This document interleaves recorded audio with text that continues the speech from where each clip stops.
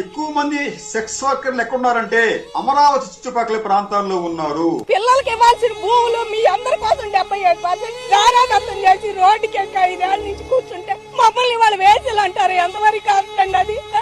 Sex వర్కర్లు ఉన్నారు, వేసలు ఉన్నారు, లేకపోతే ఎయిడ్స్ కేంద్రాలు ఉన్నాయి. ఇంతవరకు మమ్మల్ని ఎవరు పలకరించిన వాళ్ళు లేరు, పిలిచిన వాళ్ళు లేరు. ఇప్పుడే కొంచెం తేరుకుంటున్నాం, ఎక్కడో తేరుకొని 2.0 చూపిస్తా అన్నాడు. ఇదన్నా 2.0 సినిమాలు చూపించేది?